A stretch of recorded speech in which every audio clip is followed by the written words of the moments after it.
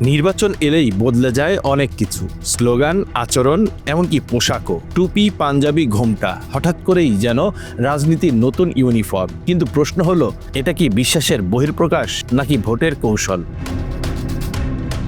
বৃহস্পতিবার থেকে পুরোদমে শুরু হয়েছে ত্রয়োদশ জাতীয় সংসদ নির্বাচনের প্রচারণা। আনুষ্ঠানিক প্রচারণার প্রথম দিন থেকেই আটঘাট বেঁধে নেমেছে দলগুলো, যদিও কেউ কেউ শুরু করেছিলেন কিছুদিন আগ থেকেই। আর এই নির্বাচনে উদারপন্থী থেকে বামপন্থী এমনকি স্বতন্ত্র প্রার্থী প্রায় সবাইকেই এবার দেখা যাচ্ছে ধর্মীয় পোশাকে, মসজিদ, শোকসভা কিংবা ধর্মীয় জমায়েতে। পুরুষ প্রার্থীদের মাথায় টুপি, পাঞ্জাবি আর নারী প্রার্থীদের ঘোমটা। ঢাকার এমপি পদপ্রার্থী নাসিরউদ্দিন পাটোয়ারীর একটি ভিডিও সামাজিক মাধ্যমে ছড়িয়ে পড়ে, যেখানে তাকে হঠাৎ ধর্মীয় পোশাক নিয়ে প্রশ্ন করা হয়। 90% মুসলমানের দেশে ভোটারদের সঙ্গে যোগাযোগে এই কালচারাল বিষয়টা চলে আসে। কিন্তু ভোটাররা বিষয়টিকে কিভাবে দেখছেন? তারা বলছেন, এটা হিপোক্রেসি। লেবাস পরে জান্নাতের টিকিট বিক্রি কাম্য নয়। গ্রামের দিকে এটা কাজে দেয়, নির্বাচন শেষ হলে আবার আগের লেবাসে ফিরে যায়। অর্থাৎ কারো চোখে প্রতারণা, কারো চোখে কার্যকর কৌশল।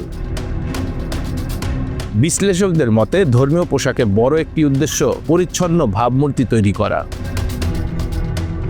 বাংলাদেশের রাজনীতিতে ধর্মের ব্যবহার নতুন নয়। 1947-এর দেশভাগ থেকে শুরু করে 1970-এর নির্বাচন, 90-এর দশক সবসময় রাজনীতিতে ধর্ম ছিল। 1991 সালে শাহজালালের মাজার জিয়ারত করে নির্বাচনী প্রচারণা শুরু করেন বিএনপি চেয়ারপারসন খালেদা জিয়া। সে সময় তাদের একটি স্লোগান ছিল, লা ইলাহা ইল্লাল্লাহ, ধানের শীষে বিসমিল্লাহ। সেই নির্বাচনে জয়ী হয় দলটি। পরের নির্বাচনে 1996 সালে একইভাবে ধর্মকে ব্যবহার করে আওয়ামী লীগ। সেই নির্বাচনে তাদের একটি স্লোগান ছিল, লা ইলাহা ইল্লাল্লাহ, নৌকার মালিক তুই আল্লাহ। সেই নির্বাচনেও শেখ হাসিনা নির্বাচনী সফর শুরু করেন হযরত শাহজালালের মাজার জিয়ারত করে। বিশ্লেষকদের মতে এবারের নির্বাচনে ধর্ম ব্যবহারের মাত্রা আরও বেড়েছে। আসন্ন নির্বাচনে জামাতের নেতাদের জান্নাতের টিকিট গুনাহ মাফ এমন বক্তব্য নিয়েও উঠছে অভিযোগ। তবে জামায়াত আমির বলছেন, তারা ধর্মকে ব্যবহার করেন না, করবেনও না। নির্বাচনী আচরণবিধি অনুযায়ী মসজিদ, মন্দির বা অন্য ধর্মীয় উপাসনালয়ে প্রচারণা নিষিদ্ধ। প্রার্থনারত ছবি ব্যবহারও আইনগত অপরাধ। কিন্তু মানছেন কয়জন?